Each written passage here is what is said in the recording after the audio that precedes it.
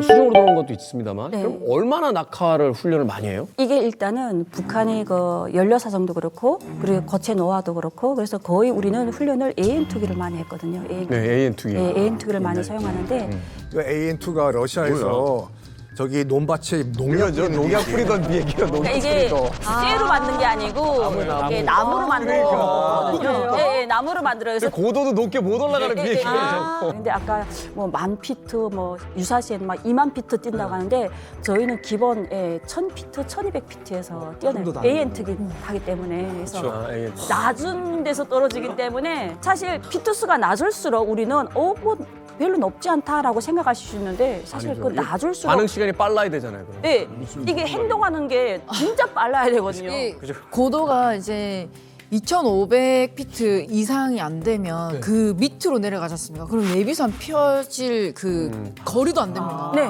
예비산이 없다고 생각하시면 돼요. 정도 낙하산이 앞혀지면 그냥 죽는 거죠. 네. 지금 제가 최근에 들은 저희 경보여단 후배들한테 물어봤더니 거의 지금은 강화 훈련을 안 하고 그 실지 착지대에서 훈련을 많이 한다라고 하더라고요.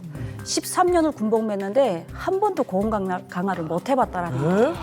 네. 기름 없는 거야. 그래도 저희 때는 그래도 1년에 한 번씩은 했었거든요. 1년에 한 번씩은 했었는데 지금은 거의 못 한다. 그래서 저희 그 훈련장에 보게 되면 뭐가 있냐면 그 산 높이가 한 370m 되거든요. 370m밖에 안 되니까 그 모형 비행기가 이렇게 전기 딱 투입하게 되면 뜰렁뜰렁 하면서 쭉 가요. 그럼 밑에서 격관이 착지하게 되면 뛰어내려야 되는데 어디서? 370m. 네, 370m에서 어찌 할 새 없이 그냥 있잖아요. 그냥 덜덩이처럼 떨어지는 거예요. 내가 비행기가 이렇게 산줄이 탁 펴졌다는 동시에 내 다리가 땅에 떡 떨어지는 거예요. 진짜로 있잖아요. 눈 깜빡할 새에 다리가 휙 돌아가요. 아니 그러니까 낙하산이 펴져서 반응하자마자 땅에 착지하는 거예요. 착지하는 그냥. 거예요. 그러니까 조금만 타이밍이 빠르면 그냥 다리가 부러지거나 네. 죽는다는 얘기죠. 그냥 이게 다리가 이 대퇴가 휙 돌아가거나 그래서 그 착지 훈련을 토끼팀을 진짜 많이 시키거든요.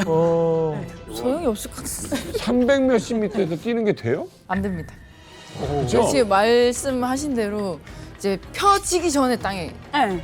그 꽂는 거기 때문에 그 우리는 훈련을 해봤자 이제 띵뛰기를 하고 뭘 하고 그 준비 운동을 많이 해봤자 다리 돌아가는 건 똑같기 때문에 네 띵뛰기 안 하고 그냥 뛰셔도 똑같은 것 같습니다. 아니 목숨을 걸고 사실은 이제 뛰는 거 아니에요? 네, 맞습니다. 목숨을 걸고 뛰는 건데 연료가 없다고 안 뛰면은 이거는 너무 문제 아니에요? 저희는 한 개 대대가 훈련한다게 되면 낙하산이 고작 20개밖에 안 됩니다.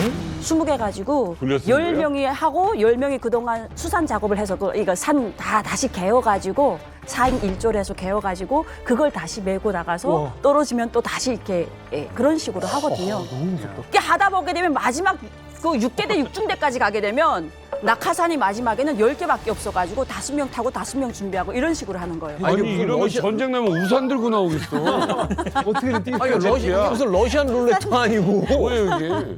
그래서 저는 유일하게 했잖아요. 제가 지금 대한민국에 와서 자랑스럽게 얘기할 수 있는 거는 아마 북한 요군 중에 나만큼 강화 많이 한 사람은 없을 거야라고 자부심을 가지고 얘기할 것 10번 같아요. 뛰신 거네. 네. 네. 그렇죠? 진짜 근데 내가 물어보니까 아무리 저격경보 갔다 와도 강화한 사람이 없더라고요. 남자들도 찾아보기 힘들어요. 죽는 사람 있어요 없어요? 저희 때 죽었어요. 진짜 이렇게 산줄이 꺼여가지고 작전 참모랑 병사 하나가 꺼여가지고 근데 그 작전 참모가 자기 산줄을 끊었어요. 그래서 그분이 공화국 영웅 칭호 받았어요. 아이들은 다 만경대 혁명학원 갔고. 아, 뭐야 영웅 받아서 뭐예요? 기본비도 그래서 되게 어찌됐건 부하를 살린 거죠. 진짜 그 한 번씩 비행기 올라갈 때마다 정말로 많은 생각을 합니다. 아 진짜 오늘은 이게 마지막 지상에서의 오늘이 마지막 밥이 아닐까?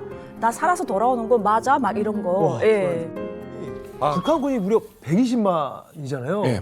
만약에 이 전쟁이라도 난다면은 정말 우리한테는 너무 위협적일 것 같거든요. 저희 이제 국방부에서 국방 백서를 쓰는데 북한군의 숫자를 한 120만에서 150만 정도 사이에 왔다 갔다 한다 보거든요. 우리 군보다 훨씬 더 이제 인원이 많죠. 네. 그런데 딱 한마디 말로 표현하면 백서에서 버블이라고 해요. 거품이 많이 끼어 있는 숫자인 거죠. 예. 왜냐면 걱정 너무 안 하셔도 되는 게 이 120만 명이라는 엄청나게 많은 군이 철저하게 사상 교육을 주입받아요. 그리고 철저하게 훈련을 받아요. 그 다음에 이 120만 군의 대다수가 어디에 투입되는지 아세요? 외화벌이. 왜냐하면 북한 인민군도 자급자족을 계속 해야 돼요. 저희는요, 뭐 봄, 여름, 가을, 겨울 해서 계속 외화벌이만 했습니다. 뭐 여름에는 이제처럼 그 백두산 지구의 그 야생 블루베리, 북한 말로 들쭉이라고 하는 것이 되게 많거든요. 네, 그것을 따서 중국에 수출을 해서 그나마 좀 식량이라던가 이런 작업을 좀 해결했고요. 겨울에는 통나무 원목을 중국에 수출을 했습니다. 해서 식량을 받았거든요. 근데 여자들의 힘으로 그 통나무를 이렇게 선으로 이렇게 톱으로 비우거든요. 베서 3m 정도씩 이렇게 잘라요. 자르면 말구직경이 앞에는 40, 뒤에는 한 20cm 이상으로 되는 그런 제품의 가치가 있는 원목들을 잘라서 여자들이 어깨에 매서 트럭까지 가서 트럭 위에다가 다 상차해서 씻습니다. 그걸 하고 나면요. 한 몇 번 하고 나면 그 앙상한 어깨들이 막 핏물이 살점이 짓눌리고 핏물이 줄줄 나요. 전기톱은 줘요? 전기톱이 어디 있어요? 다 손으로 하죠. 쌍톱. 네, 그래서 양쪽에 이렇게 손잡이가 되어 있어가지고 어우, 북한 말로 흥분을 마톱이라고 하는데 서로 마주 앉아서 당기고 밀고 그거 있잖아요. 우리 흥부 박시전에서 이렇게 박히잖아요. 막 타는 딱 거? 그렇게 생긴 터보 가지고 그걸 하고 있고 해서 여성 군인들이 그걸 한다고요? 네, 그런데 이렇게 외화벌이를 하면은 사실 뭐 한국으로 말하면 보상금 같은 거 있어야 그건 되잖아요. 보너스 같은 거 줘야 되잖아요. 그런데 분대장 중사 월급이 180원, 그리고 하사 봉급이 160원, 그리고 상급 병사가 80원이었거든요. 그런데 이 봉급도 뭐 부대 내 채서 받으러 가는데 연유사로 썼다. 그리고 어느 소대장이 결혼하는데 뭐 부저금으로 줬다. 해서 보면은 그냥 총합 항상 0원이었어요. 80원이면 얼마 정도 되는 거예요? 한국으로 보자면? 쌀로 사면 그냥 80원이면 북한에서 그때도 화폐개혁 전이었지만 그냥 막대 사탕 하나가 조금 안 되는 가격이었어요.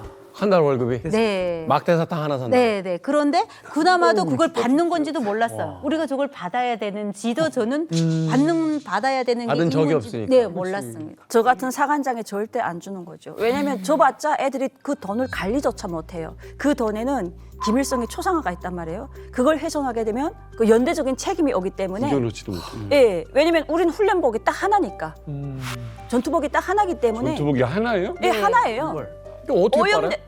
그러니까 온갖 냄새가 다 나요. 그냥 일을 하고 오면요 등에 이렇게 소금이 배서 시원하거든요. 근데 그거를 또 비 맞고 또 근무를 서고 막 해요. 그래서 다음번 2년 있다가 이제 군복이 나오는데 새 군복을 주거든요. 그때까지 그 군복을 또 뒤집어서 선바늘해서 입고 또 뒤집어서 햇빛에 발했으니까요. 그래서 3번 뒤집으면 입고 그런데 또 새 피복을 받치면 옛 피복은 또 받쳐야 됩니다. 일단 봄 피복 받게 되면 겨울 피복 줄 때까지 그거를 씻을 수가 없어요. 왜냐면 군대가 군복을 입어야지 벗으면 군대 아니잖아요. 그래서 늘 훈련하고 취침하고 하기 때문에 취침한다고 해서 내가 빨고 싶다고 해서 빠는 게 아니에요. 구대원 되게 되면 조금 그래도 짬밥이 있다고 해서 내는 군복을 안 받치고 깔아놓는 친구들이 좀 갈아입으니 입어도 전사들은 절대 1년 동안 빨아 입을 수가 없어요.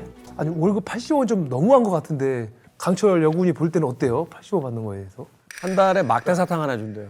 해병 너무한 것 같습니다. 저희는 초과 근무 수당도 있고 연가 보상비도 있고 성과 상여금도 있고 그런데 80원은 사탕 하나. 사탕 하나. 저희는 사탕 몇만 개도 먹을 수 있는데 그치. 먹다 죽을 거. 먹다 죽을 수도 있습니다. 그러니까 월급이 의미가 없는 거예요, 그냥. 그치. 예, 월급에 대해서 예. 기대도 안 했었어요, 저희는. 사실 군대에 있으면서 제일 그 힘들었던 것 중에 하나가 이제 여름에는 그 샤워 시설이 없어도 샤워를 할 수 있거든요.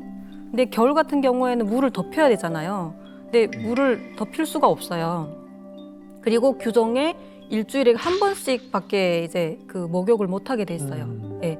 근데 이제 씻고 싶잖아요. 그래서 밤에 근무 서고 자기 전에 이제 안에 이렇게 우물이 있어가지고 거기 가서 찬물 이렇게 대야에다 떠놓고 먼저 거품을 내는 거예요.